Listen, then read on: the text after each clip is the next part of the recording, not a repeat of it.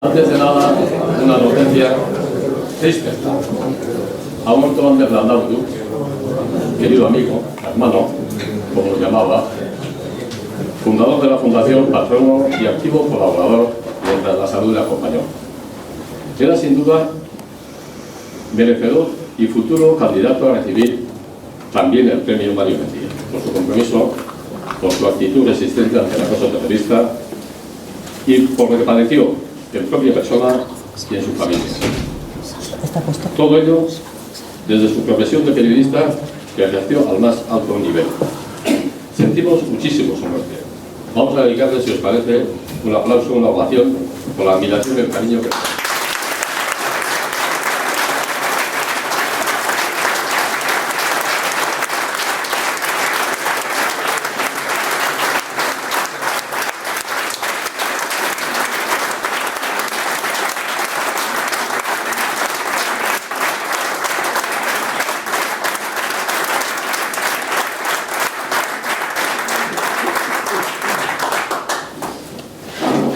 Antes de nada, deciros también que la comida será a las 2:30. ¿Está bien?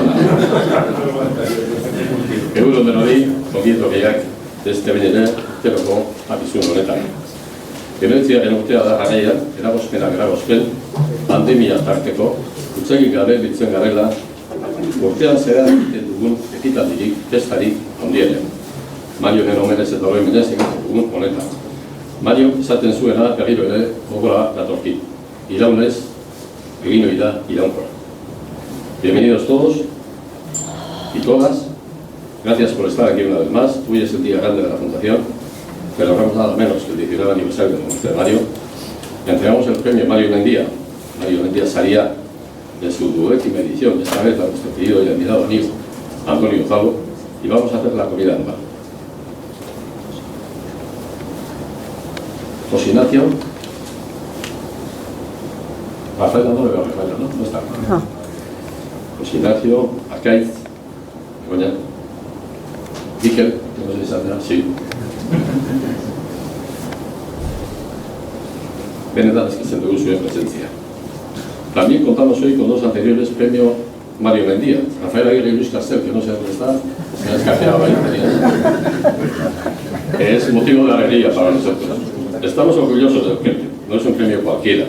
Una obra de un gran artista, uno de los mayores creadores vascos, Agustín Ibarrola, un poema de uno de los mejores poetas, Felipe Juaristi, y además, previamente una relación de las personas premiadas que te han precedido, que año tras año han hecho crecer el prestigio del premio que a partir de hoy, con la inclusión de tu nombre en este listado, recibirá otro nuevo empujón. Solo dos palabras, no voy a extender en detallar los méritos y la trayectoria de Antonio Zalo, su paso por la política, por los movimientos cívicos. Hemos invitado nada menos que a José María Luis Oroa, nos acompaña en su nombre su hija Andrea, porque hoy le ha sido imposible venir, a Loria Súa y a Lehendakari Patxi, que lo harán a continuación. Gracias a los tres en nombre de la Fundación. Solamente quiero expresar mi admiración por Antonio. Protegido por una coraza propia de un hijo de la Vizcaya profunda, como diría Agustín, se esconde una persona de una gran sensibilidad, un euskaldun estudioso, obsesionado con el conocimiento, que abandona el nacionalismo, pero no para participar en ningún otro. Un ciudadano del mundo, arraigado en nuestra tierra, que estudia a fondo las teorías de los pensadores a lo largo de la historia de la humanidad, pero también la historia, la cultura y la lengua vascas, hasta los personajes del 19 y del 20, como Lich, como Sempelar, de los que ha escrito artículos, como Salvador. Un liberal que defiende la democracia y el Estado de Derecho, y un socialista en el más amplio sentido de la palabra, que busca la prosperidad, el bienestar, la igualdad y la felicidad, sobre todo a los más débiles. Un intelectual con amplia bibliografía, con cientos de artículos en la prensa y revistas especializadas, digamos que como Gran Plus, y un conferenciante muy particular que nos sorprende con nuevas ideas, con nuevas iniciativas. Un resistente cívico, como diría su amigo Sevilla, que se ha enfrentado al totalitarismo y al terrorismo de ETA y también al terrorismo de salón, como él llamaba su frente cultural y político. Crítico, para eso también hay que ser resistente, con el nacionalismo gobernante al que recrimina su actitud de no colaborar con suficiente determinación en muchos momentos a la lucha antiterrorista y al que pide cuentas por su responsabilidad. Si una persona tiene que hacer pública su opinión, termina por no pensar lo que no puede decir. Esta frase de Sartori, que le gusta citar a Andoni, define una característica de su personalidad. Andoni Unzalu es un vasco comprometido, dispuesto a pagar el precio de la libertad. En la reunión del patronato de la Fundación celebrada el 25 de enero del 22, se decide por unanimidad entregar el premio de 2022 a Andoni Unzalu por su inmensa aportación intelectual en defensa de la libertad durante los años más difíciles del acoso totalitario de la revista, por su valiente actitud personal participando en el debate público y por su reiterada colaboración desinteresada con Mario García Fundasiva desde sus inicios. Andoni Elizkidea, todo merezi du arteko saria, zorionak, eskerrik asko.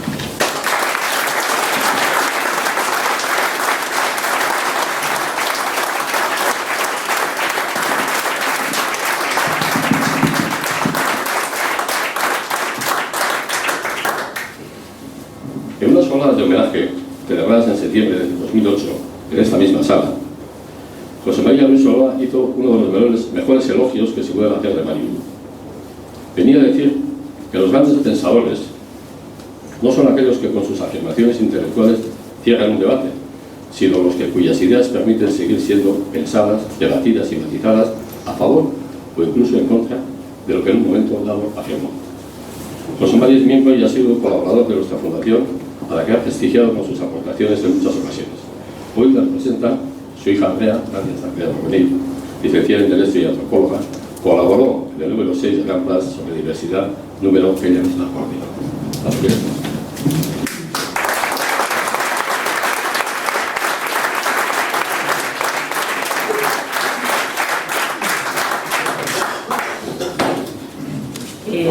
Buenos días, Egunon. Gracias por la invitación, pero simplemente tengan en cuenta que yo solo voy a poner palabra a las ideas, reflexiones y pensamientos y sentires, en este caso de mi aita. Cuando Andoni me dijo una buena tarde hace ya meses que le habían concedido el premio Mario Inandía de este año, me salió espontánea la oferta para en este acto pronunciar su laudatio. Una laudatio es un elogio, es una alabanza, es una recopilación de méritos. Y es una tarea que, lo confieso, nunca me ha resultado grata por lo que tiene de formal y por lo que tiene de académica. Y también incluso por lo que tiene de forzada. ¿Por qué entonces mi iniciativa a hacer algo que no me gustaba?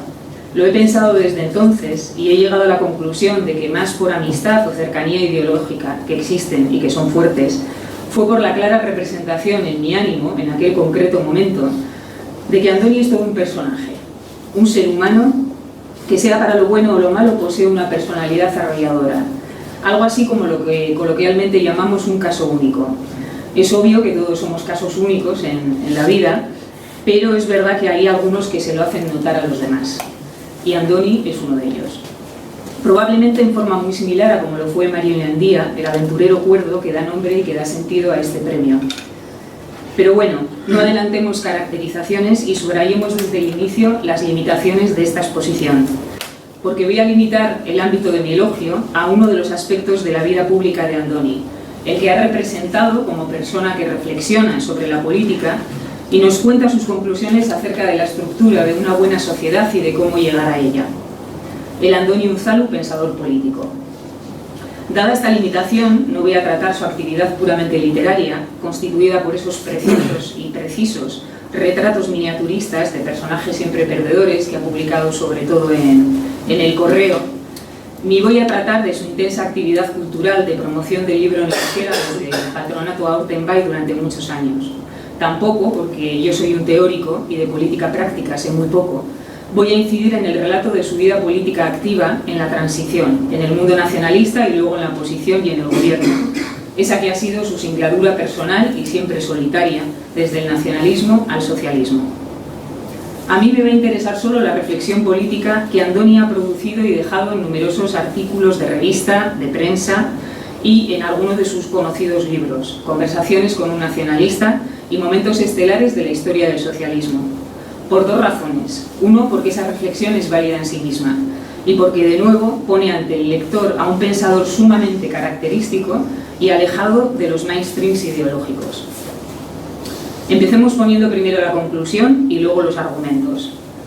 ¿Cómo definiríamos la ubicación político-ideológica de Andoni en el mundo de los ideologismos de moda durante el siglo XX? Creo que mi respuesta sería una que en principio descoloca. Andoni es un socialista liberal.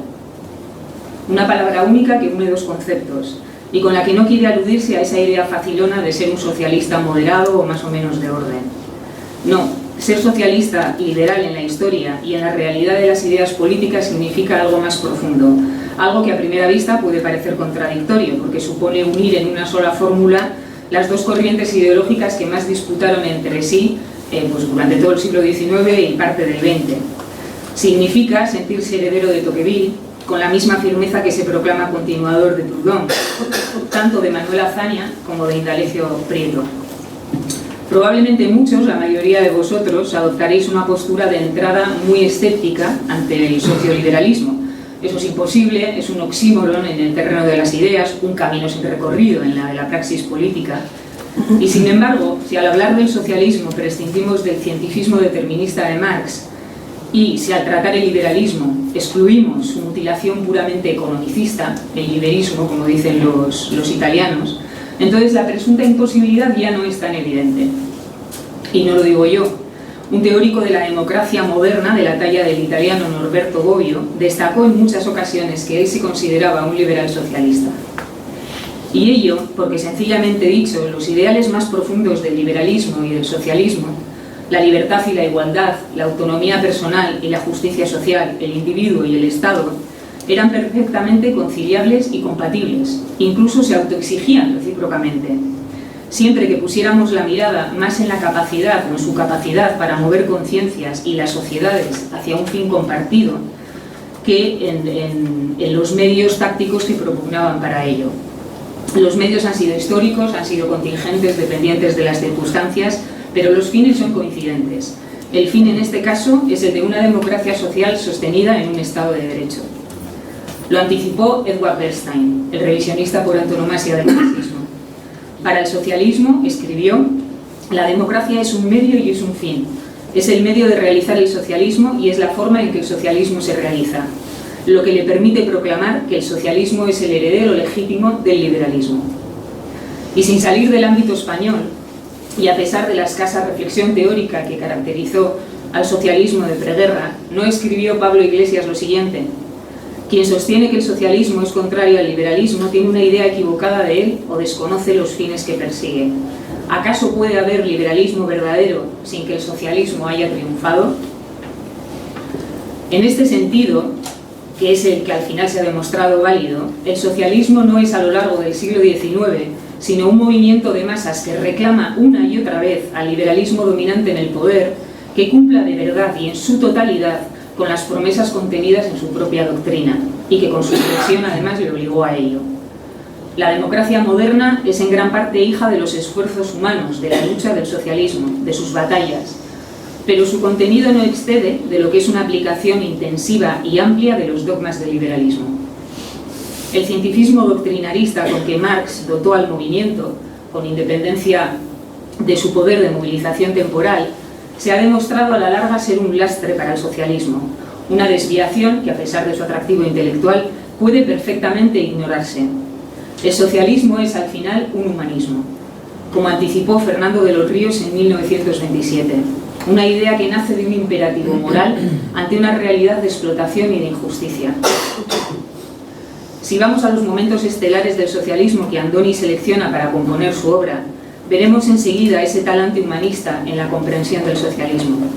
Lo dice incluso en su primer párrafo, cuando advierte que para él el socialismo es también emoción, lágrimas e indignación, y se niega a relegar el patrimonio del sentimiento al nacionalismo. El socialismo que plasma en sus estampas no es una doctrina científica que predice un mundo mejor, sino una actitud concreta de rebelión ante la explotación del ser humano. Es una constante de los momentos que ha seleccionado: poco doctrinarismo y mucha ética a pie de calle. Lo cual no quiere decir en absoluto que el socialismo de Andoni sea solo emoción y no razón. Baste citar al respecto la estampa que dibuja de Clement Attlee cuando encarga el diseño de un nuevo estado asistencial, el welfare state como tarea ineludible para después de la guerra. Ahí hubo estudio y reflexión, objetivos concretos y mucha técnica. De nuevo dice Andoni: Hay revoluciones que traen cambios sociales, pero caminan sobre montañas de cadáveres, revoluciones que empiezan matando a sus propios hijos para luego construir nuevos mundos. Pero también hay revoluciones más silenciosas, más tímidas, que a lo largo del tiempo mejoran el mundo. Nadie las llama revoluciones hasta mucho tiempo después. Clement Attlee era partidario de las segundas, un revolucionario con una pragmática alma de contable, idealista en el pensamiento y realista en la obra. Y es que, como escribió el polaco Jacek Kuron, otro de los héroes de Andoni, la utopía impuesta es una contradicción en los términos.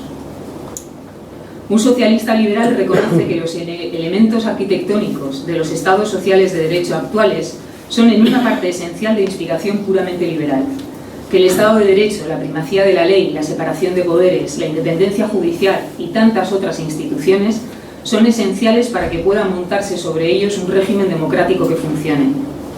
Que la democracia no es probablemente el gobierno del pueblo por el pueblo, como decía Lincoln, sino un sistema de procesamiento de conflictos por medio de leyes administradas por poderes independientes y contrapesados, en el que la gente tiene periódicamente en su mano, eso sí, expulsar a los gobernantes. Andoni ha escrito mucho y ha escrito bien acerca de la inspiración liberal de nuestras democracias y el valor de sus instituciones limitativas, saliendo al paso de tanta simplista consideración de la democracia como el gobierno de las mayorías electorales, o como la exaltación del asambleísmo, del populismo o el derecho a decidirlo todo directamente. Un tema siempre candente el del valor esencial de las instituciones contramayoritarias del Estado liberal, pero quizás hoy más acuciante, porque la acusada pérdida de calidad democrática que experimentamos hoy en España y en todo Occidente se concreta precisamente en el desgaste ruinoso de los elementos liberales de su estructura. Por eso se habla de democracias iliberales. Una degeneración estructural que no nos es ajena en este país, no nos engañemos. Pero pasemos ahora a otro aspecto de la pelea política de Andoni, la misma que ocupó tantas horas del discurrir de Mario, su condición de vasco y su necesidad de posicionarse ante la realidad nacional innegable de Euskal Herria y ante la explotación interesada de esta característica por un nacionalismo pugnaz y hoy políticamente hegemónico. Es conocido. La trayectoria de Andoni en su devenir político se inició en el seno del nacionalismo vasco. Este origen nacionalista es ya un tópico y suele llevar a cargarle con el calificativo de traidor o renegado, calificación que no se sabe muy bien si es un insulto o un aprecio. Probablemente depende del lugar ideológico desde donde se haga. En cualquier caso, abandonar la creencia y la comunión nacionalista es un paso que marca y que no puede equipararse a otras derivas políticas más usuales, porque el nacionalismo organizado, por lo menos el vasco, es más que un conjunto de ideas y de prácticas, es una creencia en el sentido orteguiano del término y es también una comunión de sentimiento, y no olvida ni perdona. Durante años, muchos, Andoni fue un contertulio infatigable en ETV1 en las mesas de discusión política en euskera, siempre solo y siempre en minoría, siempre argumentando en una discusión que se parecía mucho, y así lo ha escrito él, al juego en el frontón, una pared que siempre devuelve la pelota, pero pelear dialécticamente es lo suyo. Luego recogió los nodos centrales de sus discusiones en Ideas o Creencias en 2018, un libro polémico, o más bien polemista, que recomendaría a cualquier ciudadano por su sencillez, su claridad y su honestidad intelectual. Al Partido Nacionalista Vasco le molestó tanto como para intentar provocar un incidente en el gobierno compartido con el PSE, el cual, por cierto, y lo digo como lo siento, defendió desde luego el derecho de Unzalu a escribir lo que había escrito, pero guardó un pacato silencio y cómoda abstención sobre el meollo del contenido del libro. Lo que decía era muy sencillo, y lo explico con un recuerdo personal. Cuando conocí a Andoni en Aldaketa hace ya casi 20 años, me llamó la atención la firmeza y la constancia con la que cuando salía el tema del terrorismo y alguien utilizaba la expresión más usual para referirse al PNV o a EA de nacionalismo democrático, interrumpía al locutor para decir: nacionalismo pacífico sí, pero nacionalismo democrático no, porque el nacionalismo no es democrático. Y esta es una afirmación muy potente, pero que Andoni ha mantenido invariable. La afirmación de que en los principios, y sobre todo en su actuación como el gobierno de una comunidad autónoma como la vasca, el nacionalismo no es democrático. Yo estoy de acuerdo, desde luego. Puede haber, y de hecho hay muchísimos ciudadanos nacionalistas que se consideran a sí mismos y que actúan individualmente como perfectos demócratas. Pero el nacionalismo por sí mismo es una teoría sobre el origen y la función del poder político que merece el tilde de no democrática. Y lo que es más grave, la política beligerante e incansable de construcción nacional de la sociedad que desarrolla el nacionalismo desde el poder tampoco lo es. Porque pretender construir una nación cultural con sistemas de premios y sanciones a día de hoy, pretender construirla uniformando una sociedad pluralista, abierta y cada vez más diversa, es un paternalismo antidemocrático. Principios como el de la igualdad de oportunidades en el acceso al empleo público, el del respeto a los derechos individuales en materia lingüística, la no injerencia en la esfera privada de los ciudadanos y tantos otros, son todos ellos afectados negativamente por las políticas de construcción nacional en marcha, una marcha acelerada progresivamente desde hace años. Andoni se lamenta, como es lógico en un socialista, que la izquierda española haya renunciado radicalmente desde los albores del periodo democrático a enfrentarse al nacionalismo, cuando además lo podría haber hecho con solvencia y con credibilidad, apelando a los propios principios de la izquierda, como son la igualdad ciudadana, la distribución igualitaria de oportunidades, la defensa de la solidaridad interterritorial y similares. Andoni lo atribuye a los avatares que condicionan la política práctica hispana, los cuales normalmente exigen pactar y ceder en torno a estas materias a cambio de apoyo político en Madrid. Yo me temo que no puedo estar de acuerdo en ese limitado diagnóstico.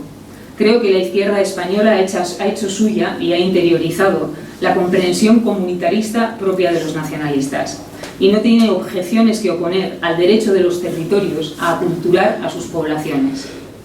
Los territorios poseen derechos sobre las personas, la Ilustración al revés. Esta rendición política de la izquierda, unida a la usual cerrilidad de la derecha en el tratamiento de estos temas, próxima al nacionalismo español conservador, hace que la denuncia de las prácticas nacionalistas como contrarias a la democracia liberal queden reservadas para individuos u organizaciones más bien aisladas, que además pueden ser fácilmente calificadas de sospechosos de todo lo que toque. En unos casos esencialismo, intolerancia, fascismo, ecosidia. Entre ellos anda Andoni. Pero donde la crítica de Andoni Unzalu al nacionalismo pacífico del PNV adquirió tintes más ácidos fue cuando trató en su libro del terrorismo etnonacionalista de ETA. Esto es lo que de verdad irritó a los jeltzales. Porque Andoni expuso dos realidades que, como el elefante en el salón, todo el mundo, a día de hoy, ayer como hoy, se empeña en no querer ver. La primera ideológica, la de que el relato sempiterno del conflicto vasco inmemorial e inextinguible entre España y el País Vasco, que ha cuidado el PNV desde Sabino Arana, servía de legitimación y coartada a la deriva violenta y totalitaria de los etarras, y que por ello era una irresponsabilidad mantenerlo sin revisión en tales circunstancias. La segunda práctica, la de que el PNV y el gobierno vasco se opusieron durante décadas a la lucha del Estado democrático y de las fuerzas y cuerpos de seguridad contra el terrorismo de ETA. Josep Arregui contaba que cada vez que Francia entregaba a un miembro de ETA, el portavoz del gobierno salía criticando con enfado la entrega. El portavoz del gobierno vasco era yo, remachaba el añorado Joseba. Durante décadas el nacionalismo vasco ha criticado y deslegitimado la acción de la justicia frente a ETA. El PNV nunca ha liderado la lucha contra ETA, siempre ha sido un lastre, una rémora. Le hemos tenido que traer a rastras y siempre muy tarde, escribe. Y luego lo de Lizarra. ¿Para qué seguir citando y recordando lo del empate infinito, la negociación política y demás? Es duro, pero Andoni ha escrito en Gran Place hace un año, ya en plena fase post-terrorismo, que el terrorismo como fenómeno social tiene múltiples capas, múltiples conexiones y una gran diversidad de colaboraciones. Por eso, una de las cuestiones que propone investigar desde el rigor académico, una vez un tanto agotado y embotado el tema de las víctimas, es el papel que jugaron los resistentes y los colaboracionistas, incluyendo como aspectos relevantes el de las relaciones entre ETA y el PNV, el gobierno vasco y la Iglesia Católica. Andoni no es muy optimista cuando habla de ese tan manido asunto del relato y la memoria. Y no es optimista porque, en primer lugar, y a pesar de tanta esperanza, no ha surgido una generación o un sector social que haga aquellas preguntas que antaño se pronosticaban. ¿Qué hicisteis? ¿Cómo pudo pasar esto? ¿Dónde estabas cuando esto ocurrió? La Universidad Vasca ha dedicado sus mejores esfuerzos metodológicos a estudiar la historia de aquello, y por eso tenemos muy buenas respuestas, pero no tenemos las preguntas, no tenemos la sociedad que las plantee, y sin ellas los estudios, por excelentes que sean, no trascienden de su ámbito, son hasta cierto punto estériles. Lo que sí tenemos, denuncia Andoni, es una serie de excusas y coartadas preventivas para que no surja nítida en la población vasca la cuestión de la culpa y la responsabilidad, tal como en su día las planteó Jaspers en Alemania. Coartadas preventivas como la de la mezcla indiscriminada de las víctimas de todas las violencias del último siglo, de forma que no da pena a otras y todas se fundan en un mar de lágrimas. Vías como la de la reducción del terrorismo a una cuestión privada o personal entre víctima y victimario, que se puede resolver con un abrazo entre seres humanos o con una restauración de la relación entre ambas. Vías que escondan el sentido propiamente político y totalitario del terrorismo, que mataba por un proyecto político y totalitario y perseguía como objetivo el corregir y configurar de otra forma a toda la sociedad, para lo cual los seres humanos eran medios fungibles. Vías como la de halagar el sentido cívico de la sociedad vasca, contándole la increíble patraña de que fue ella misma la que derrotó el terrorismo. Al final, se trata de que la sociedad siga adelante como si ETA no hubiera existido. Voy terminando, y lo hago con la esperanza de haberles convencido con mi exposición del pensamiento político de Andoni Unzalu, tal y como yo lo interpreto, de que estamos ante una persona que se ha atrevido a pensar públicamente, y a pensar de una forma crítica, peculiar, desengañada, un tanto solitaria, sí, pero un mucho solidaria con la situación de los menos y de los oprimidos, y siempre defensora de la libertad del ser humano para explorar su propia vía hacia la vida buena. Gracias por tu ejemplo, Andoni.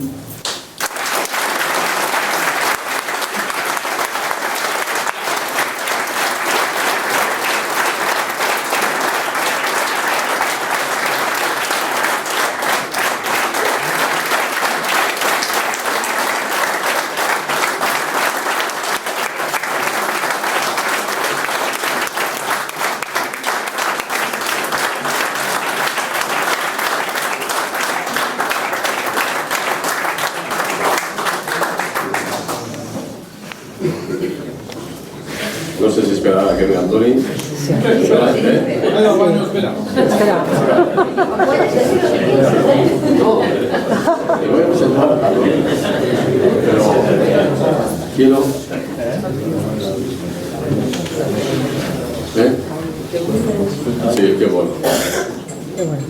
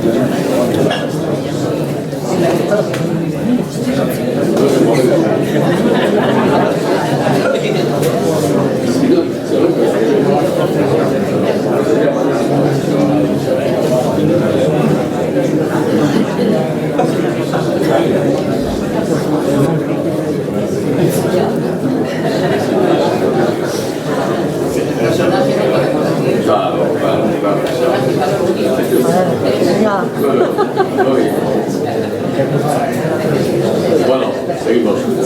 Doni Asúa dice cosas como esta: la vida es don y tarea.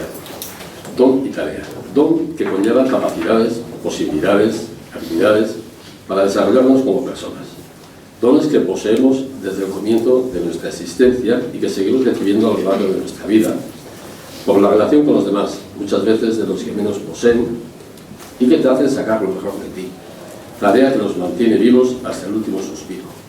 Teóloga, licenciada en Ciencias Políticas y Sociales, miembro de la Comunidad de Fe y Justicia, feminista y activista contra la desigualdad, y además, me permitirás decirlo de esta manera, viuda de un amigo muy querido, Víctor Urrutia, que conocemos todos por su paso por esta casa.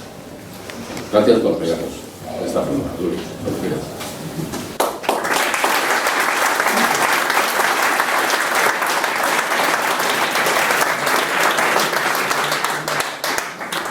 Pues sí, cómo no. Víctor está aquí, también de algún modo, ¿eh?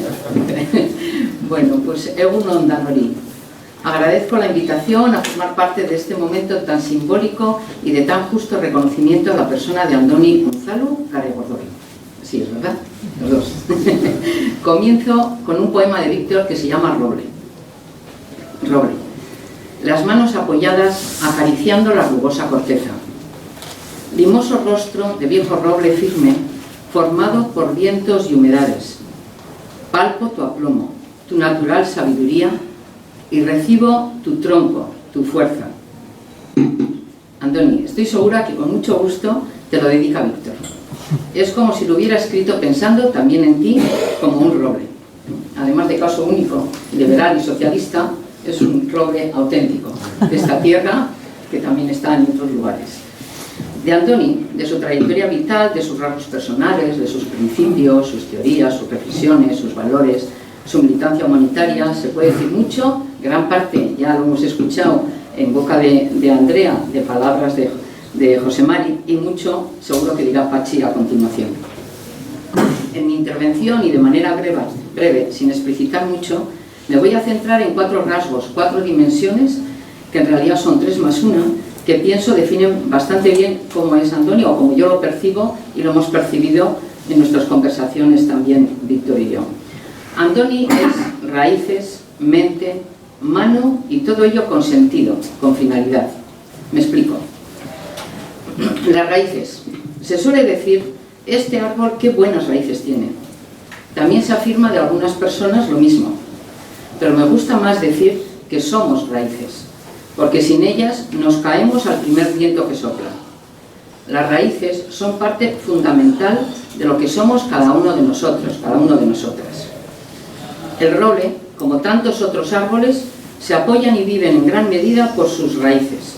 Y nosotros, los humanos, también. Las raíces son lo que no se ve. El mundo subterráneo en el que nos sostenemos, nos alimentamos e incluso nos comunicamos, aunque de manera no visible.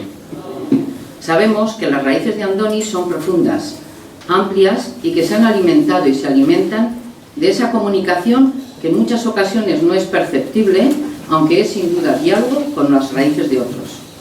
Son raíces que se han ido construyendo desde los diferentes entornos en los que ha vivido, comenzando por los orígenes familiares y sustentadas, me consta, en unos principios y sólidos valores humanos y humanizadores que se han ido construyendo y fortaleciendo en el tiempo, sin perder esas pequeñas cosas realmente simbólicas que nos acompañan en nuestra vida. Me va a permitir una referencia. En el último día que estuve comiendo con ellos, Andoni, que es el cocinero, pues nos acompañó la comida con una mayonesa.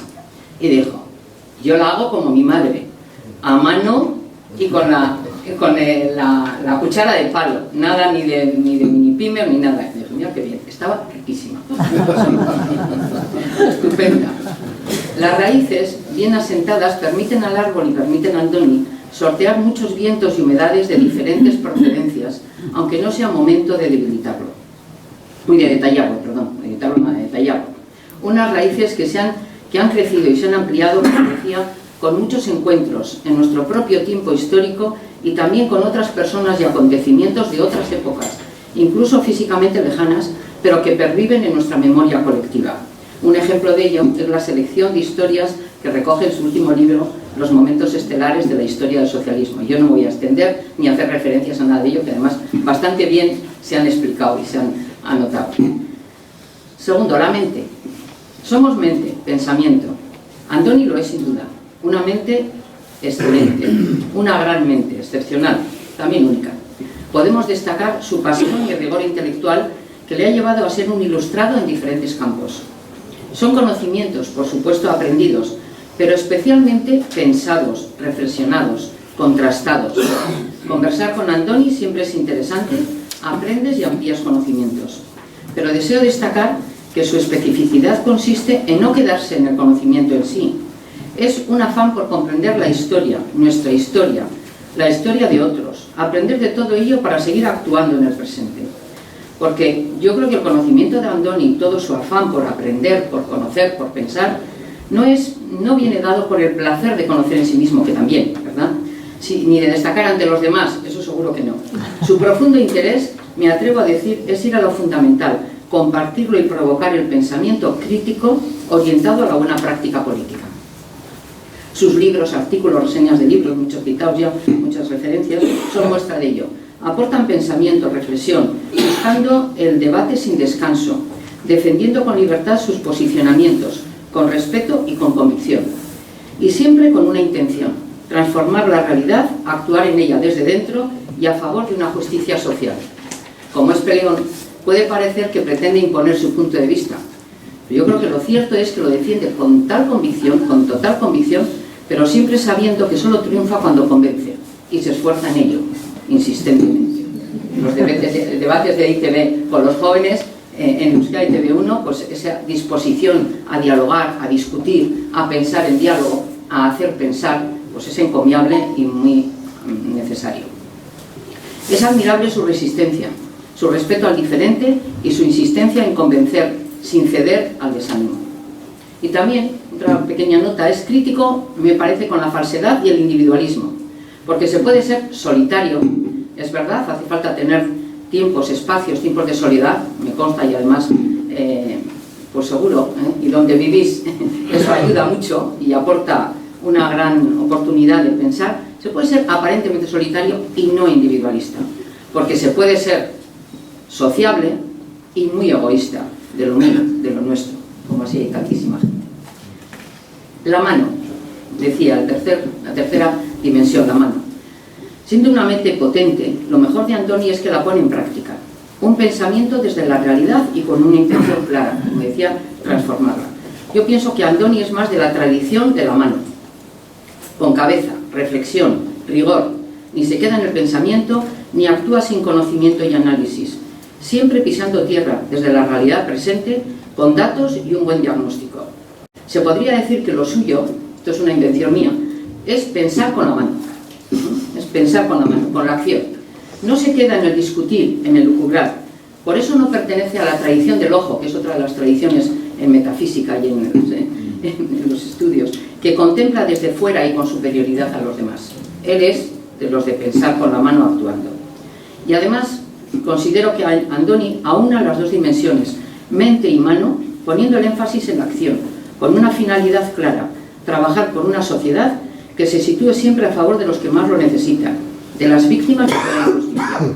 Por eso, su mente se orienta a la búsqueda de estrategias, nuevos proyectos, propone y busca aliados, como con la experiencia de Aldaqueta hace tantos años, y muchas otras, porque es creativo, es constructor, y a mí eso también lo descubrí cuando fui a su casa, donde vive, al interior. Pero bueno, aquí hay un arquitecto, realmente, un constructor, aunque a decir verdad, no hay uno, hay dos. Lo han hecho juntos con Justin y son un buen equipo, me consta. Bueno, y por último, eso que decía 3 más 1, esa cuarta dimensión es el sentido, la intención.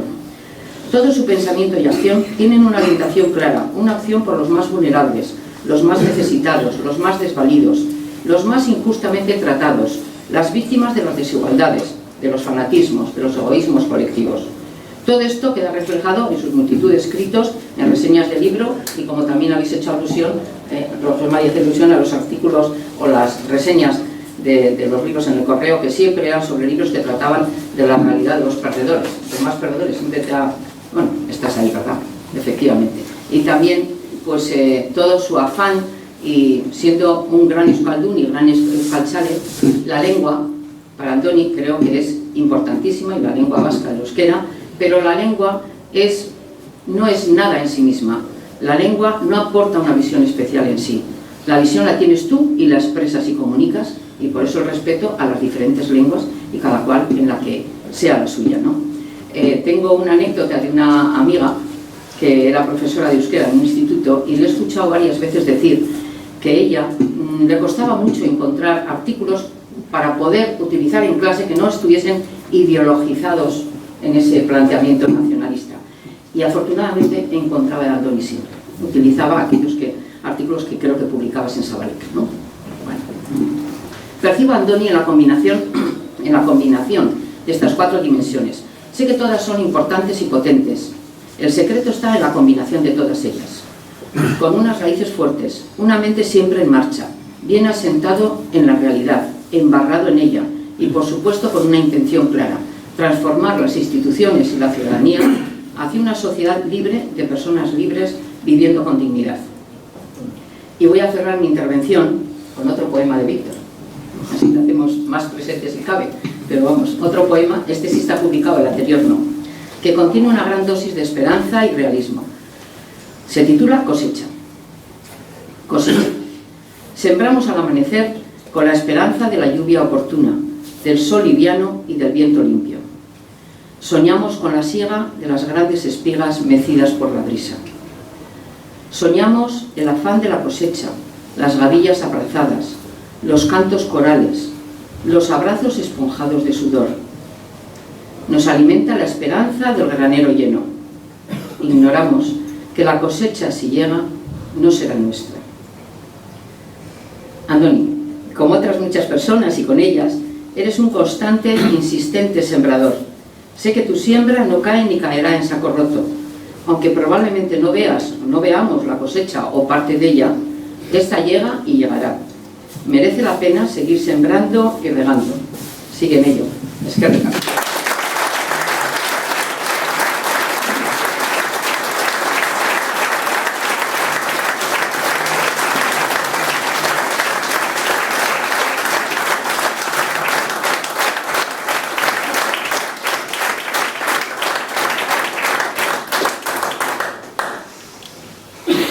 Egunon eta lehentxo izan duten moduan nire ongi etorria ere dena.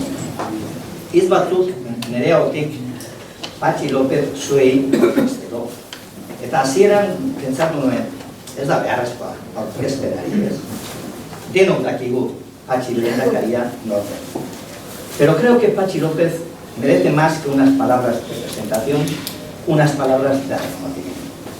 En primer lugar, para agradecerle que hoy esté aquí en la entrega del premio Mario Onairia Fundazioa a Andoni Unzalu. En segundo lugar, por el significado que ha tenido y tiene Patxi López en la historia de Euskadi, en nuestras vidas. Patxi López es un portugaluzo, orgulloso de serlo, en una villa en la que el socialismo echó sus primeras raíces. Socialismo que vive y siente desde niño en casa. Socialismo que es guía de comportamiento en su vida desde entonces hasta hoy. No se trata de explicar su compromiso, pero sí de reivindicar los valores que hicieron posible que Patxi López fuese lehendakari de todos desde mayo del 2009 hasta diciembre del 2012.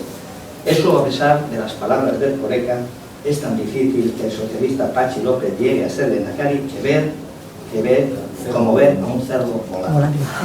Un lehendakari que presidió un gobierno, no debemos olvidarlo, amenazado por ETA, y que en todo momento intentó deslegitimar el PNV. Y pese a todo, un gobierno sobrio, un gobierno para todas y todos, un gobierno cuyo lehendakari acuñó e hizo realidad la frase de gobernar sin que nadie quede atrás. Ese no dejar a nadie atrás que en 2016 se convirtió en objetivo de la Agenda 2030 de Naciones Unidas. Un no dejar a nadie atrás que no solo implica llegar a los más pobres de los pobres, sino que también requiere combatir la discriminación y las desigualdades. Un gobierno de cambio que proyectó los valores de ciudadanía que unen frente a los de identidad, que dividen. De ese gobierno formé parte como viceconsejero de Pesca e Industrias Agroalimentarias y en ese gobierno coincidí con Andoni Unzalu. Sé que para él y para mí fue un gran honor trabajar con el mejor lehendakari que hemos tenido en Euskadi. Los hechos, no las palabras, lo demuestran. Patxi López, lehendakaria zurea da hitza.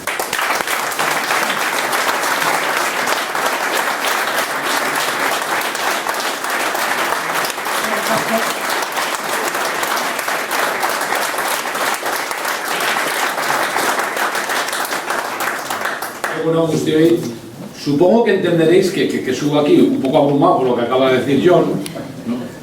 Se nota que nos queremos, pero también subo acojonado, porque claro, después de las dos intervenciones que ha habido, tan bien hiladas, tan pensadas, tan profundas, ¿qué digo yo? Bueno, además es que coincido casi al 100% con lo que habéis dicho. Digo casi al 100% porque a Andoni siempre hay que dejarle una posibilidad de discutir. Porque es un discutidor nato, es un polemista nato, como en palabras de Ruiz Orobach, solo lo pueden ser los grandes pensadores. Son los grandes pensadores los que abren debates. Son los grandes pensadores los que te dan la posibilidad de dudar y discutir. Y Andoni es eso y mucho más que luego diré, porque primero, qué curioso, ¿no? La vida, como hay veces que te pone ante momentos, ante días en los que puedes estar triste y feliz a la vez. Yo creo que la primera vez que lo comprobé fue cuando Beta anunció su final, como reía mientras estaba llorando abrazado a Begoña, y compruebas que puedes reír y llorar a la vez. Bueno, pues yo esta mañana venía feliz a este acto y me he puesto muy triste cuando me he enterado de la noticia del fallecimiento de Ander Landaburu, ¿no? Porque veis, Ander, Gorka, Eneko, la familia Landaburu ha formado parte de mi historia personal, desde pequeño, desde muy joven. Mi familia, los Landaburu siempre han sido una referencia, y por ejemplo Eneko. Y yo creo que Eneko y Manolo Marín eran los que representaban nuestra vocación europeísta, la de los socialistas. Y luego Ander y Gorka, esos dos periodistas valientes, siempre luchando contra Franco primero y contra ETA después. Yo creo que una de las primeras entrevistas que me hicieron, siendo secretario general de los socialistas, ni siquiera Lehendakari, fue de Ander, ¿no?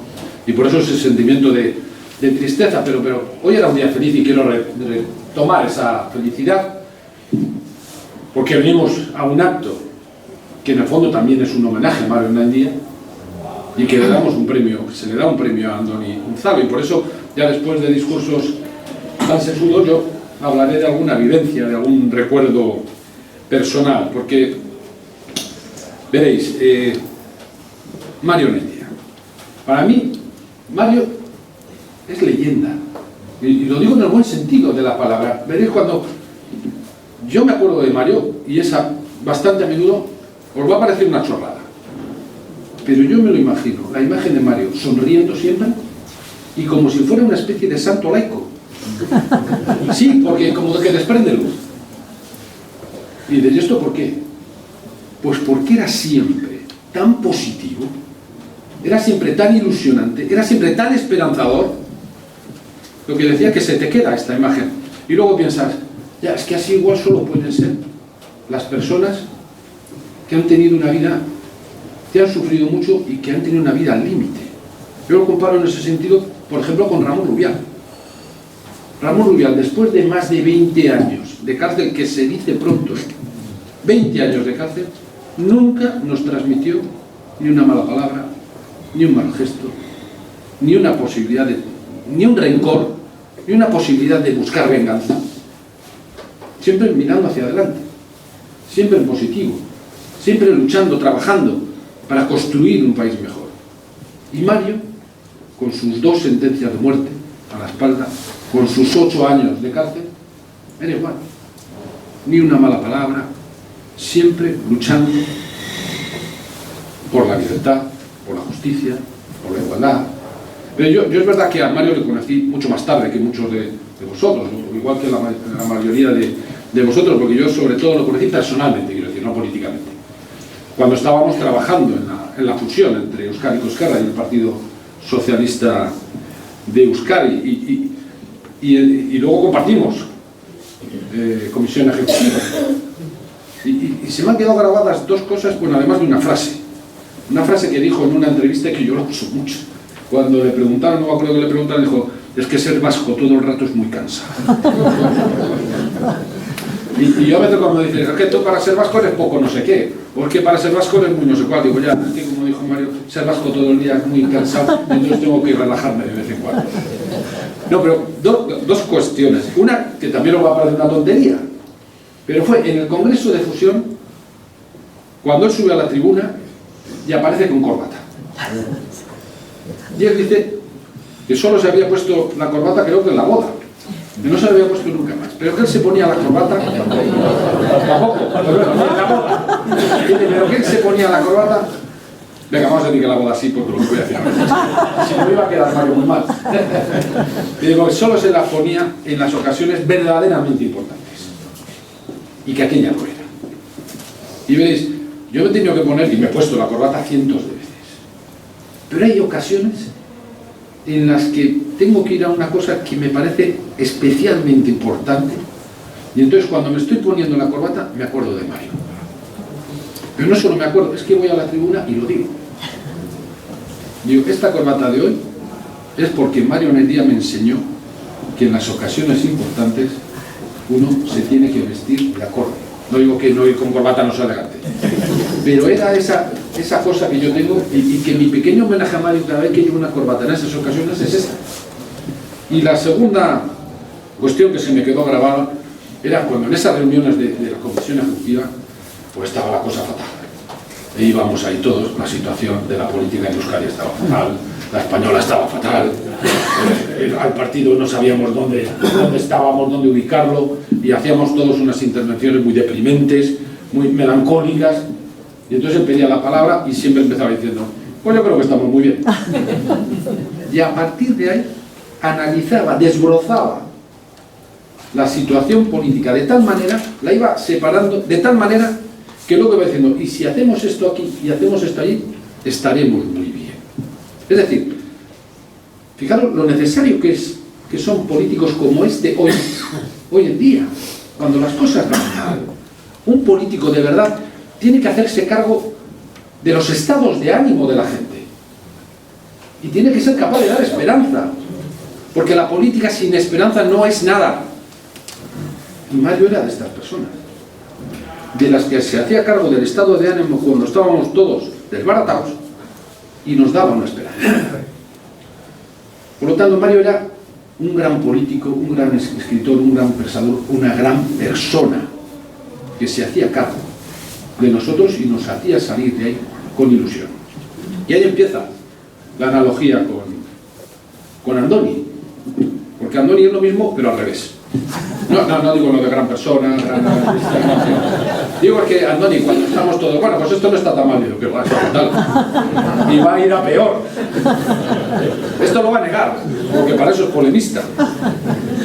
Pero es un poco así. Yo siempre le digo, joder, algún día ven con una buena noticia.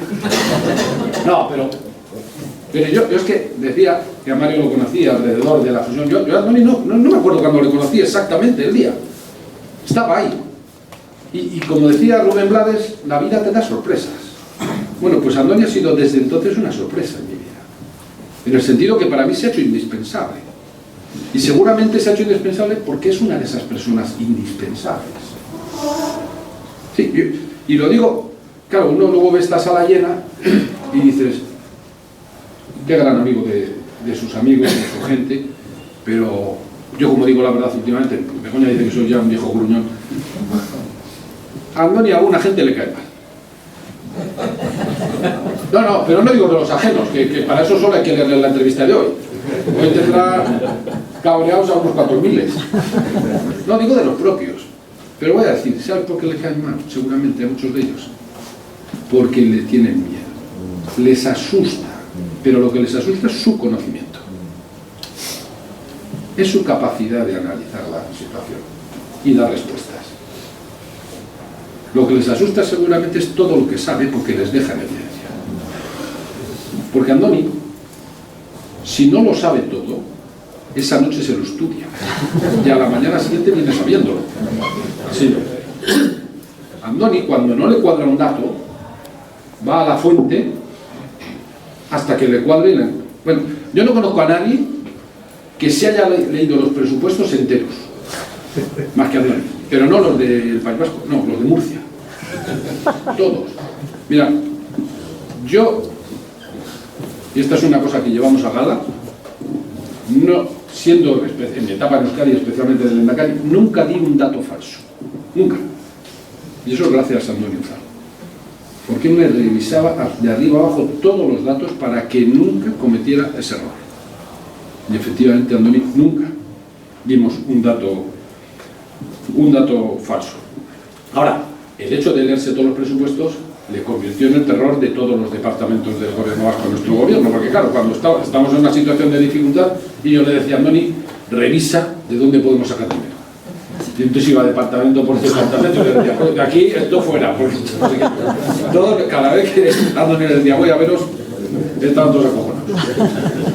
Pero tenía razón, y fuimos capaces de poner en marcha el primer plan de choque nada más llegar al gobierno en medio de una crisis profundísima, porque Andoni fue capaz de rastrear 900 millones de departamentos que no eran necesarios para poner en marcha medidas para ayudar a la gente. Y eso a lo largo de todo el gobierno, ¿no? Hemos competido muchas veces, Andoni y yo, para ver cuáles eran los mejores discursos. Si los que él me entregaba o los que yo terminaba. Y entre los dos creo que hemos hecho grandes discursos. Algunos de ellos, Andoni, aunque otros no lo quieran ver, van a quedar para la historia. Porque hemos sido capaces de combinar mucha razón con mucha emoción. Porque yo siempre digo, la política sin razón es una política del vacío, pero sin emoción es una política fría, que nunca llegará a nadie. Y hemos compartido ahí eso y creo que lo hemos hecho muy bien. Y luego, yo he aprendido mucho de Andoni. De hecho, buena parte de lo que hoy forma parte de mi catecismo político está ahí porque lo he aprendido o lo he discutido con Andoni. El último ejemplo, no el último ejemplo de lo que he aprendido, sino de lo que ya te llevaba en ese catecismo, está ahora muy de moda, la fiscalidad.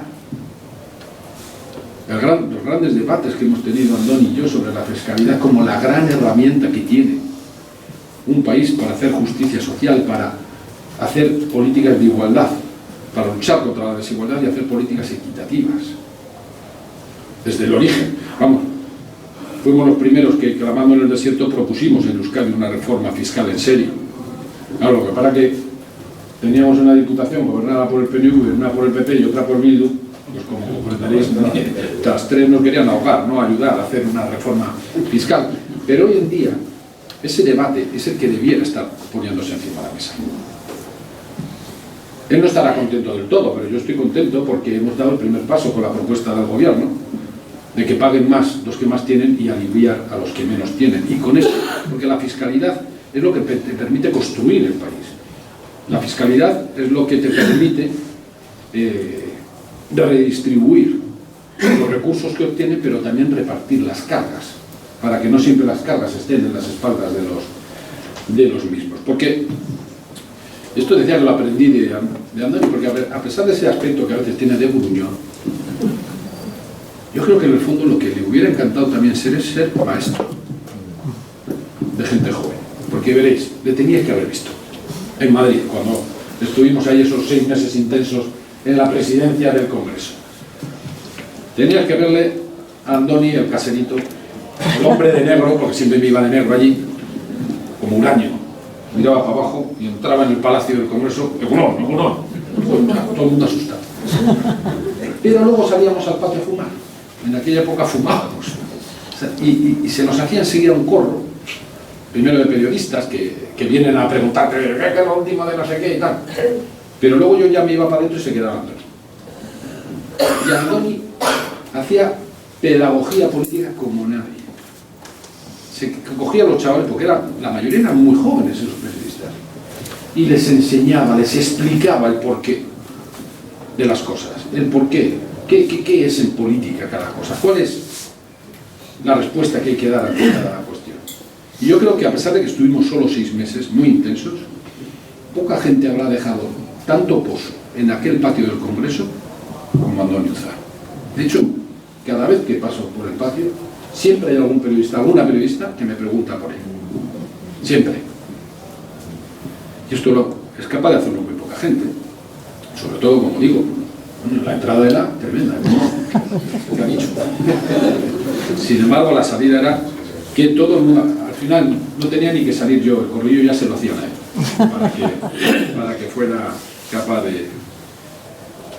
de enseñarles y aprender, porque la gente tenía ganas de aprender también. Y es una de las piezas que a veces desde la política hemos olvidado. La política debiera de tener obligatoriamente la pata de la pedagogía, de explicar por qué. Incluso a veces cuando dicen, no, es que hay políticos que surfean las olas que vienen. No, a veces la política tiene que ser el dique que contiene la ola. Pero para eso hay que saber explicar las cosas. Para eso hay que tener la capacidad de poder hacerlo y tener convencimiento. Y Andoni es de los que tienen convencimientos. Se ha dicho que es liberal socialista. Bueno, Indalecio Prieto dijo aquella famosa frase de que él era socialista fuerte liberal, con lo cual Andoni es de la mejor tradición socialista en ese sentido. Ya se ha dicho, escritor, un poco como Stefan Zweig hizo los momentos estelares de la humanidad. Él nos regaló hace algunos años esos momentos estelares del socialismo, ¿no? Y no se limitaba a lo cercano, sino a los ejemplos, efectivamente, que al socialismo lo hacían más humanista. Los ejemplos de cuando el socialismo de verdad estaba imbricado en la sociedad y qué políticas. Y te pone delante ejemplos que no conocía seguramente nadie, pero que son muy ilustrativos de cómo el socialismo, el proyecto socialdemócrata, ha ido construyendo este siglo XX, el siglo XXI, desde parámetros de mucha más justicia. Bueno, no quiero enrollarme más, porque a Andoni le falta por escribir muchos libros, pero uno que me lleva dando la matraca desde hace muchos años, para el que tiene el título, que es ¿por qué tengo la razón? Siempre y en todo. No, de broma, no, me lo repite, voy a escribir un día este libro. Bueno, pues estaré encantado de prologarle ese libro, porque Andoni efectivamente es un pensador, es un sabio, es un maestro, es un polemista, pero es que es mucho más, es mi amigo.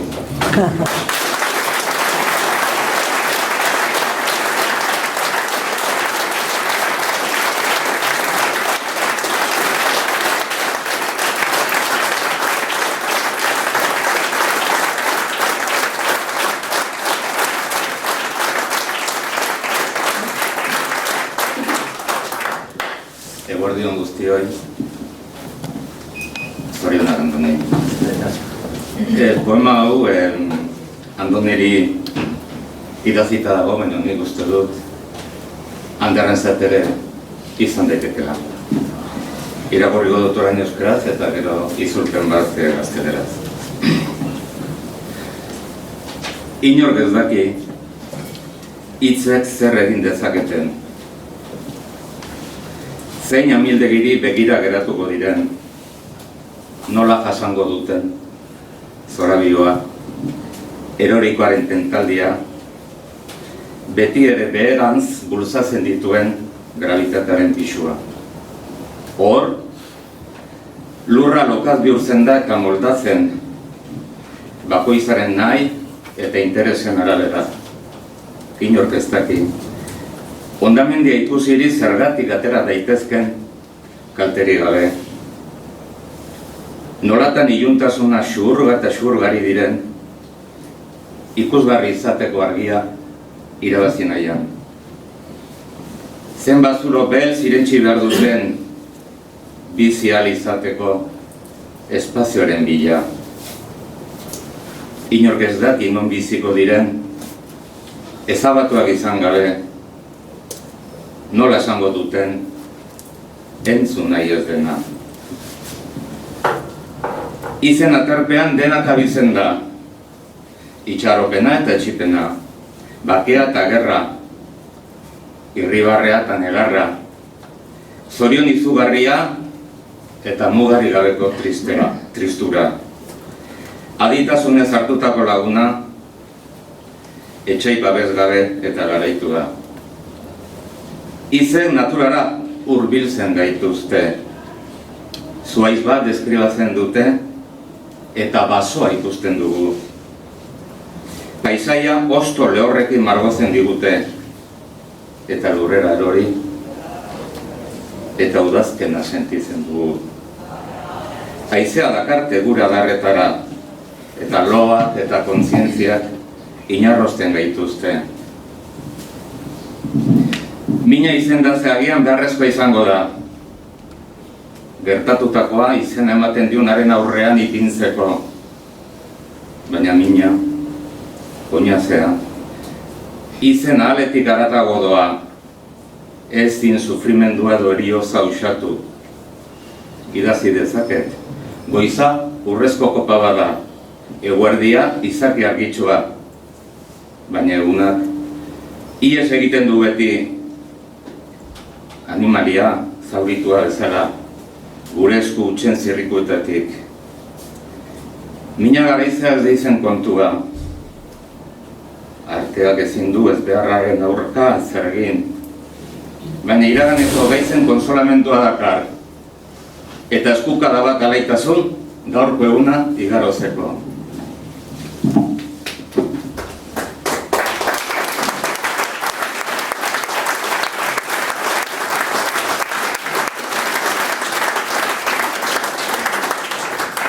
Como he dicho antes, es un poema pensado para Andoni Unzalu, a quien, lo puedo decir ahora después de todo, a quien admiro mucho.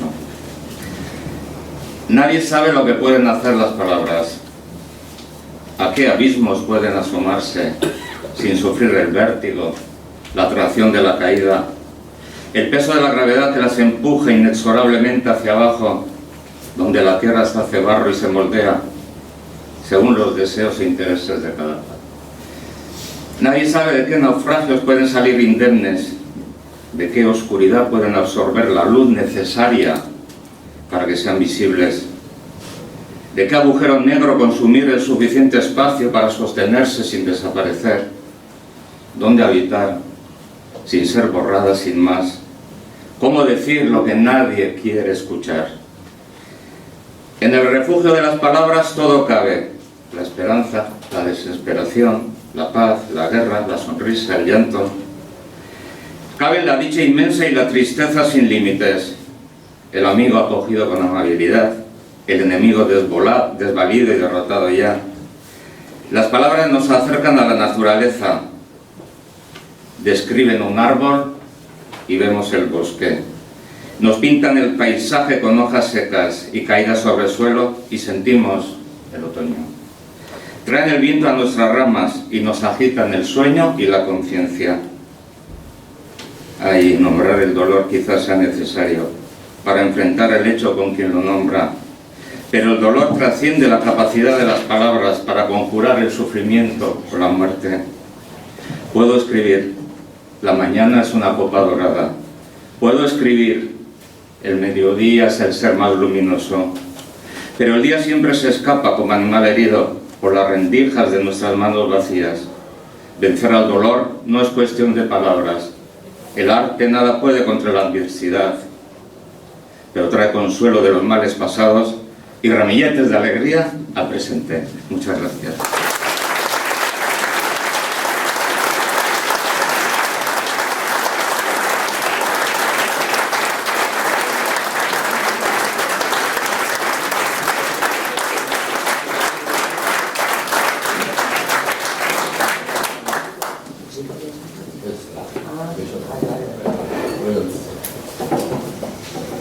Eguardion, eta ongi etorriak etorri zaretean guztia. Barkamen askatu, eta Mario Oraindia Fundazioaren saria gaur merezi duelako, eta ez bakarrik hori baizik eta zor diogulako Andoni Unzalu Garabaldoni jaunari.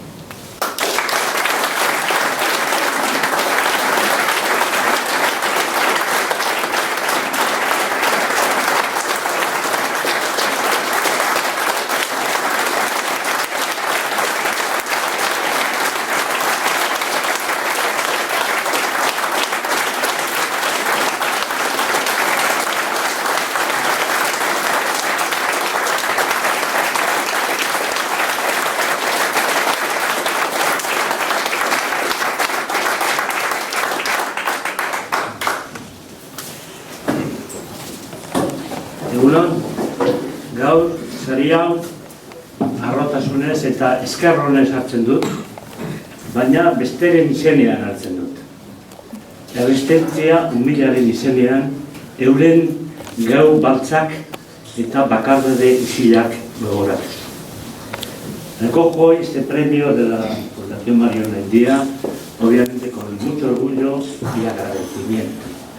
Pero lo recojo en nombre de otros, lo recojo en nombre de la resistencia humilde, recordando sus noches negras y sus soledades silenciosas. Gracias a la Fundación por concederme este premio, por añadirme a esa lista de honorables premios anteriores de Benetan Millesca.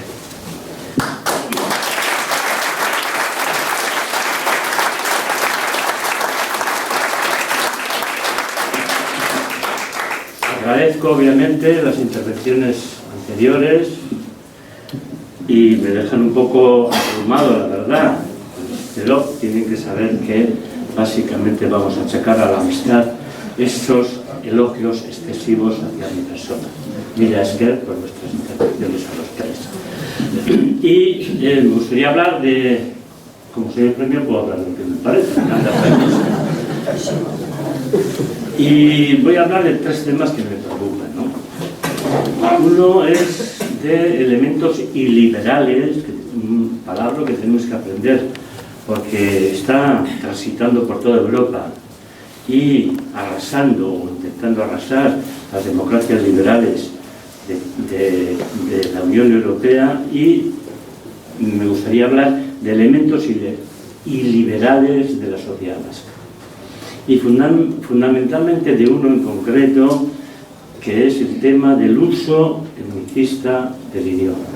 Hay una diferencia sustancial entre el concepto de Estado que tiene una sociedad iliberal y el concepto de Estado que tiene una sociedad liberal.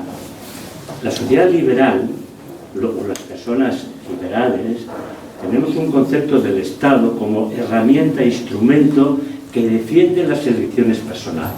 Es decir, el Estado como defensor de las decisiones que toma el individuo en libertad. Y por tanto el Estado es una especie de policía, no policía de la moral, como esa pobre mujer asesinada en Irán, o la policía lingüística que tenemos por las administraciones vascas, sino un policía que vigila que nadie ataque a nadie. ¿Sí? Un policía, el Estado como policía que permite que cada uno se pueda casar con quien quiera, del sexo que quiera, que pueda tener la religión que quiera. El Estado como defensor de la libertad y de las elecciones personales. Esa es la función del Estado liberal. El Estado iliberal, la gente que defiende el Estado iliberal, quiere utilizar el Estado para imponer al conjunto de la sociedad sus propias creencias, sus propias formas de entender la vida, la religión, la familia o la economía. Eso es el mayor ataque que se puede hacer al sistema democrático. Es verdad que en una sociedad real no existen sociedades de modelos puros. Siempre hay una mezcla de movimientos, de personas, de corrientes políticas, pero que procuramos que mayoritariamente sea hegemónico el concepto liberal, el concepto del Estado que defiende las decisiones personales de la ciudadanía en igualdad. Es decir, un Estado que no quiere que sean todos sus ciudadanos iguales, sino un Estado que quiere que todos los ciudadanos tengan la misma oportunidad, la misma igualdad a la hora de escoger su propia forma de vida.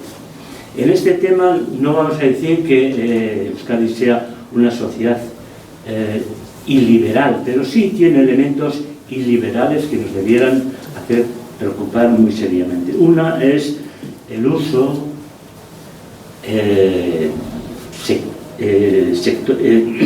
sectario que se está haciendo con el tema del euskera. Yo me acuerdo en aquellos tiempos en el que mi cuñado que está por ahí era el presidente de Grediaga, las ocas se hacían en los soportales, como bien sabrá, de Santa María, y allí íbamos 4 frailes y 3 chavales, poco más, que se nos caían los mocos del frío que hacía, que siempre hacía un frío terrible. Ahora la soca es un espectáculo total. Entonces, en esas asocas minoritarias, que además siempre mirábamos al coche que sorteaba los estos al lado, no había represión por ir allí, no había nadie detenido porque fuera allí, no iba nadie, iba muy poca gente. Ahora que por el título EGA se presentan como 40 o 45.000 personas al año, además yo tengo el título D que era despercendía porque no había entonces EGAs, nos presentamos creo que ese año 12, es del año 73, yo tengo 17 años y tengo firmado, y guardo con mucho orgullo, por Aita Luis Villasante, el título EGA. Éramos una minoría muy minoritaria que reivindicábamos el euskera como derecho. El derecho de todo ciudadano vasco de poder utilizar el euskera siempre que quisiera. Y pedíamos dos cosas sencillas y simples. Uno, libertad para utilizar, y luego también es verdad un poco de ayuda pública para poder organizar las cosas. Nunca se nos había ocurrido ni imaginado jamás en aquellos años que terminaríamos imponiendo por decreto el euskera. Jamás. El concepto de libertad que impedía la dictadura franquista se convertía para nosotros en la reclamación de un derecho y bueno, un poco de ayuda a la administración pública. Y pensamos que con eso se cumplían los requisitos democráticos de exigencia de los que ya hemos visto los derroteros que ha seguido, y ahora se ha dado un cambio radical, fundamental, del concepto de reivindicar el euskera como derecho, que es lo que hacíamos los pocos que estábamos entonces en los movimientos del euskera, los batallones fanatizados actuales, todos financiados por la administración pública, han convertido no en derecho el uso del euskera, sino en una obligación moral. Esa es la forma de utilizar el Estado como un policía que obliga al conjunto de la sociedad a cumplir un modelo de vida, de religión, de identidad de un grupo a todos. Entonces, ese es un elemento iliberal, radicalmente iliberal, es decir, de intentar obligar, de convertir el euskera en una obligación moral para todos, en vez de reivindicar el euskera como un derecho personal y que el Estado garantiza cuando uno quiere y cuando uno no quiere, pero nadie se le puede imponer esa obligación moral. Entonces este era un punto que quería comentar, porque realmente me preocupa mucho, porque es un elemento, primero, que ataca fundamentalmente al concepto mismo de Estado democrático, de la concepción liberal, de lo mismo que si la derecha cerril hace campañas y quiere obligar que el Estado, solo las familias sean de dos sexos, porque las manzanas y peras no pueden convivir, y quieren que el Estado obligue a toda la población. Esos son los elementos liberales de las políticas identitarias o de formación. En Euskadi el elemento iliberal que más me preocupa es porque además tiene unas consecuencias profundas, no solamente en lo moral, en lo ético o en la forma de entender la identidad, sino en el monopolio del poder político.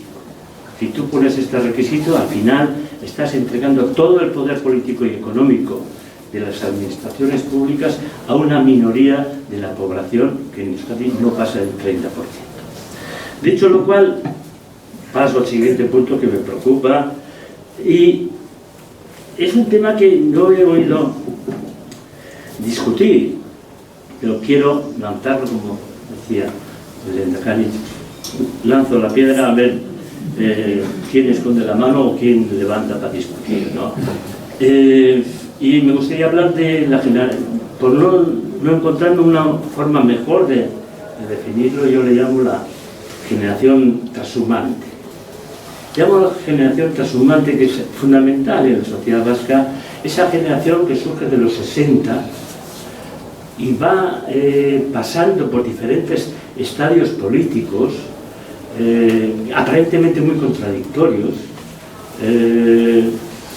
El caso, el símbolo que quiero reivindicar de la generación trashumante, el mayor símbolo obviamente es Mario Buendía, que fue condenado a muerte 2 veces en el Consejo de Burgos del 70 y murió en una habitación de hospital custodiado por 2 policías para que ETA no se adelantara a la eternidad.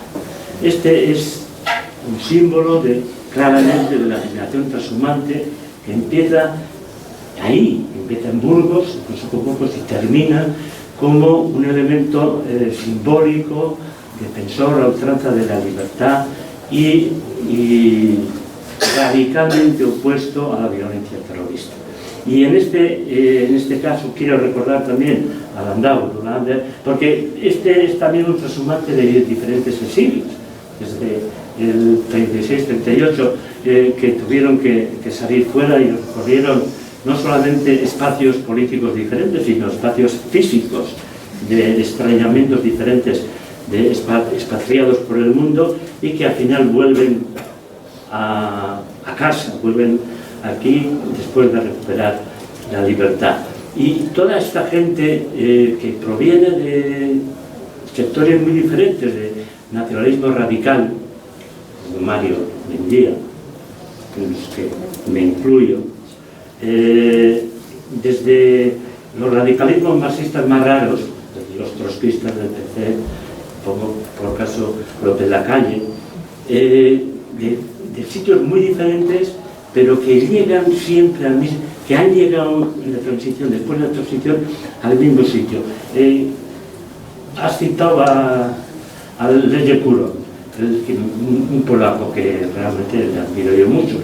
Este es uno de esos transhumantes que en 47 se apuntó al Partido Comunista, el Partido Obrero, no sé cómo se llama ayer, que al de 4 años le expulsaron porque metía mucho ruido, se volvió a apuntar, montó una resistencia de los marxistas buenos, puros, frente a la burocracia del partido.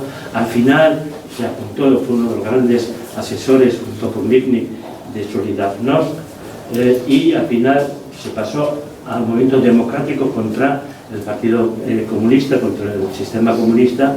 Terminó siendo el ministro de Trabajo cuando se empezaron las privatizaciones salvajes después de 89, pisó todos los campos políticos que se pueden y se equivocó en casi todo, pero jamás en lo fundamental. Nunca traicionó la libertad, nunca traicionó la defensa del ciudadano libre, de la autonomía de las personas. Yo creo que esta generación trashumante, que muchos nos insultan, muchos que bombardean con puestos en la administración o empresas parasitarias, que jamás han hecho nada más que chupar del bote después de que Franco muriera, y te echan en cara como un bofetón en nuestros años 70, en nuestros años 80, los que tenemos que responder dónde estabais vosotros, porque no se os veía. Nosotros nos equivocamos muchas veces, y casi todas las veces. Vosotros nunca, nunca, porque no estabais hasta empezar a cobrar. Yo creo que ahí la generación trashumante tenemos que reivindicar con orgullo nuestra propia tradición, con todos los errores cometidos, porque fundamentalmente, como Leszek Kuron, en lo fundamental hemos acertado. En lo fundamental ha sido ese grupo pequeño, no muy numeroso, el que al final se ha enfrentado de forma más decidida al terrorismo de ETA en los 90 y 2000. Esa generación que viene, viene desde marxistas raros, nacionalismos radicales, pero que nunca han renunciado a lo que no renunció Kuron, a la defensa de la libertad personal. Y eso al final nos ha ido obligando a quemar etapas, a cambiar de sitios, a traicionar posiciones anteriores, pero nunca hemos traicionado lo fundamental. Entonces, quiero plantear como futuro debate, y también académico, porque esto en la academia no existía. Tenemos una academia de historiadores buenísima, de muy alto nivel en Euskadi, la verdad, de muy, muy alto nivel, que se ha estudiado el terrorismo, ha estudiado el nacionalismo, pero esta forma de mirar esa generación trashumante, vilipendiada, humillada por los terroristas de Sadón, que jamás se han aplicado nada. Y los otros que cuando Franco todavía vivía ya poco podrían hacer, todavía no estaban hasta que terminó y empezaron a salir. Y te dicen, ¿qué hacías en los 70? Pues algo que tú no hacías, la verdad. Pero yo creo que planteó la reivindicación con orgullo de esa generación, reconociendo todos los errores que cometimos, pero nunca nos equivocamos como Monturo en lo fundamental, como nunca se equivocó Mario Nendia en lo fundamental. Y para terminar, quiero reivindicar la resistencia. La resistencia frente a ETA. Hoy que todo el mundo está aprovechando de esto, cogen la bandera de las víctimas como si fuera yo que sé, y todo el mundo va cogiendo y diciendo que nosotros apoyamos a muerte a las víctimas, siempre nos respondría y decimos, va a ser que no, hombre, va a ser que no. Las víctimas en los 70, cuando las pobres viudas cogían el cadáver de su marido en Mantilla en el coche de San José y salían de forma clandestina por la puerta de atrás para Galicia, Castilla y León o Extremadura, sin ninguna ayuda de ningún tipo, ni pensión, ni nada, que estaban absolutamente vilipendiados en la sociedad vasca, que si alguien veía una víctima, pues la pobre tenía que agachar la cabeza sí o sí o sí. Y ese tiempo, afortunadamente, ha cambiado, pero no podemos olvidar. Hubo un tiempo que nadie apoyó a las víctimas, y cuando digo nadie es nadie, ni el propio Estado apoyó a las víctimas, y tuvieron, yo creo que hay un elemento moral en el comportamiento de las víctimas que debemos reivindicar, y es que jamás plantearon la venganza violenta por lo que les pasó. No es baladí porque es un caso raro, el que las víctimas jamás hayan pedido venganza violenta es algo que les honra un montón. Incluso cuando teníamos juzgadas esas perversiones de terrorismo estatal, las víctimas no participaron en eso, nunca, quedaron al margen. Entonces, hoy hemos superado eso, las víctimas están bien atendidas, no hay ningún país en el mundo que ofrezca tanta ayuda, tanto material como simbólica y social a las víctimas, pero desde luego no podemos asumir que ahora todo el mundo diga que nosotros los primeros defendemos a las víctimas. Hombre, no.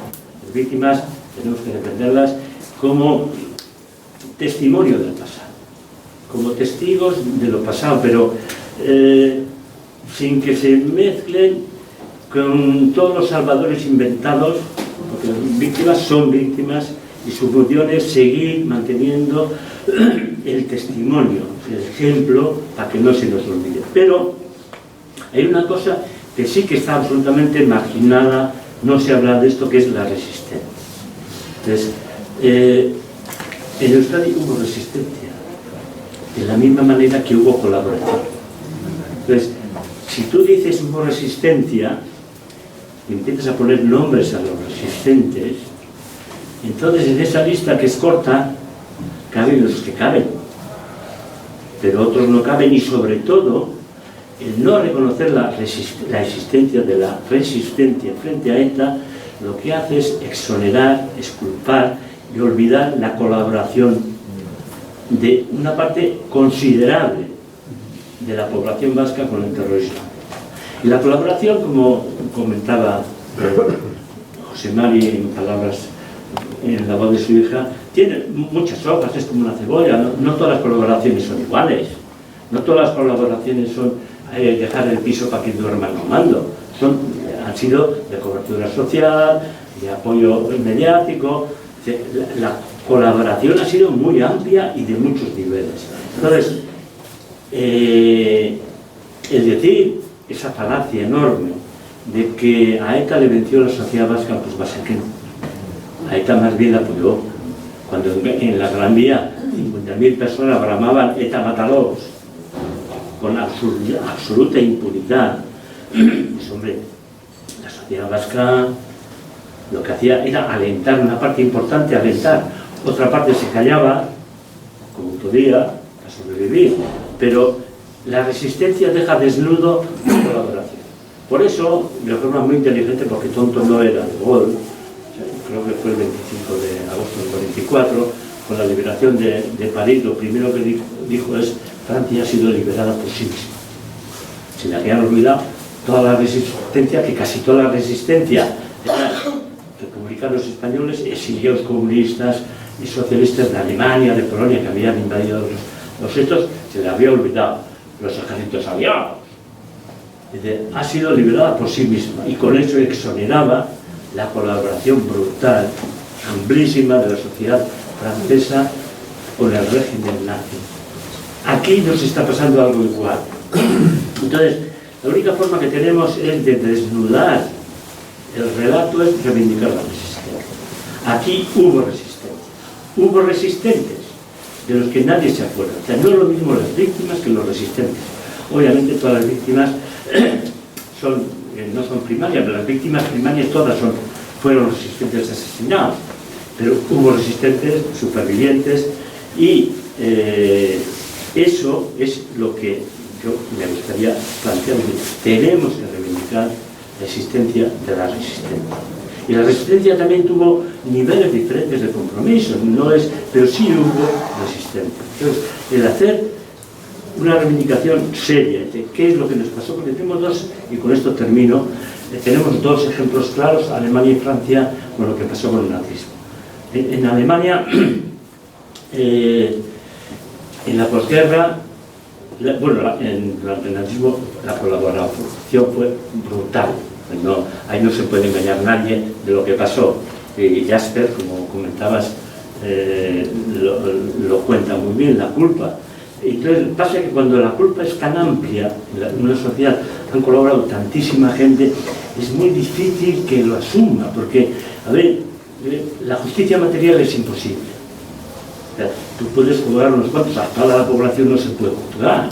Entonces, y toda esa población lo que quiere rápidamente es pasar página, que se olvide y que, a ver, queremos un futuro. Y en parte tiene razón, o sea, porque la vida sigue y tiene más valor la libertad futura que la justicia del pasado violento. Entonces, esa posición que a veces lo criticamos con mucho desprecio, tiene razones profundas. Si tú planteas queremos construir un nuevo futuro democrático con más libertad, pues eso tiene un valor social de convivencia, de libertad, que no hay que olvidar. Y eso es lo que hicieron los alemanes con un montón de, prácticamente todos los jueces, profesores, todos los funcionarios, eran los que habían sido los nazis. Hasta que en los 70, los hijos sí hicieron las preguntas pertinentes a los padres. ¿Dónde estabais vosotros? Y cambió radicalmente. Hoy, Alemania es un país que de forma más modélica ha saldado las cuentas con su propio pasado nazi. Es una sociedad profundamente antinazi en la esencia constitutiva del sistema democrático y también de la Constitución de Bonn. Perdón. Y tenemos el ejemplo de Francia. Francia no ha reconocido su colaboración nunca. De Gaulle ganó. De Gaulle dijo, Francia ha sido salvada por sí misma, punto. Cogieron y machacaron a 10.000 mujeres como cabezas turco por colaboración horizontal, como les llamaban, que les pelaba la cabeza y les ponían con brea y eso, y con eso liquidaron la colaboración. Entonces, es la Francia de Vichy, la Francia ocupada. Esa colaboración, Francia jamás, hay algunos movimientos académicos, pero no es esto que ha pasado, se ha olvidado y punto. Ese es el riesgo que tenemos aquí. Vamos a seguir el modelo alemán o el francés. Entonces, tampoco hay que tener mucha prisa. Cuando ha habido una culpa tan amplia, hay que tener la paciencia histórica de saber esperar. Pero sí hay un requisito para saber esperar. Y es que no podemos, aunque seamos una minoría muy pequeña, no podemos dejar de reivindicar la resistencia. no podemos dejar de denunciar la colaboración existente. Y tampoco podemos pretender que esto es un caos total porque de repente ahora no hemos logrado. No, se va a requerir tiempo, una generación. Nos hace falta para que realmente pregunten a los padres: ¿tú dónde estabais vosotros? ¿Qué hacíais vosotros? Pero para que puedan hacer esas preguntas, alguien tiene que seguir haciendo esas preguntas, aunque sea en el desierto, porque algo quedará. Si os suelo contar muchas veces, ya termino con esto, y con una petición que voy a hacer, con permiso. Primo Levi, que hoy, si esto es un hombre, es gran referente de los campos de concentración de Auschwitz, publicó el libro, yo creo que en los 40, pronto, antes del 50, no me acuerdo qué fecha. Vendió 250 ejemplares. 250, y él cuenta que es que nadie nos quería oír, es que molestábamos. Claro que molestaban los judíos cuando llegaron a París de vuelta, les tumbaban porque sus pisos estaban ocupados por otros. Entonces, pues tuvieron la paciencia de aguantar que no podían hablar de eso porque molestaban a todo el mundo. Cuando se ponían a hablar de los campos de concentración, molestaban Harry Kersinski, todos los que cuentan estos siempre te dicen que molestaba mucho hablar de esas cosas hasta los años 70. Entonces, tenemos que tener paciencia, no olvidar, reivindicar y, como decían los viejos anteriores, pacar la prevención. Pero voy a hacer una petición. Yo me propongo a la Fundación Mario Nendia, que tantas cosas ha liderado, tantos debates y jornadas ha liderado, que procure organizar el año que viene con tiempo, con colaboración, toda la gente que pueda, un gran acto en apoyo y reivindicación de la resistencia vasca frente a ETA. En mayo, en abril, en junio, cuando se pueda, con los medios que tener, que tampoco son tantos, pero bueno, intentar organizar sin ningún sectarismo de ningún tipo político, de forma totalmente independiente, y que el año que viene podamos organizar un acto amplio de reivindicación de toda la resistencia humilde. A mí siempre me han maravillado los dos concejales que teníamos en nuestro pueblo, en la Noruega, y tantos otros concejales, bueno, y una del PP, que había, que iban a todos los plenos jugándose la vida por 20 tacos. Y gente que jamás renunció a defender la dignidad de ser concejal de su pueblo. Sí tenemos una resistencia olvidada, las víctimas seguiremos recordando, pero os pido que organicéis un gran acto de la resistencia y San Gabedor, que tenéis toda la colaboración. Es que rica.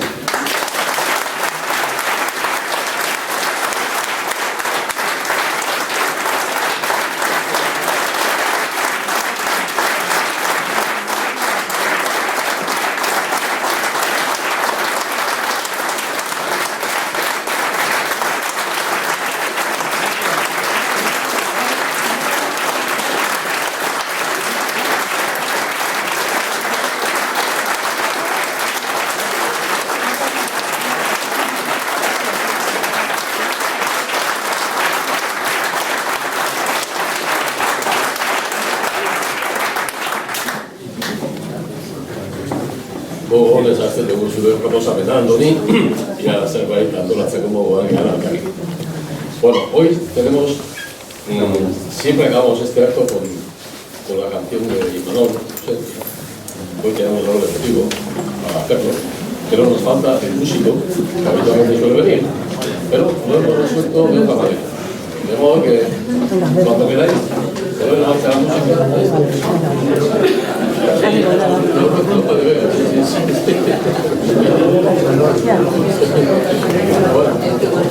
ver.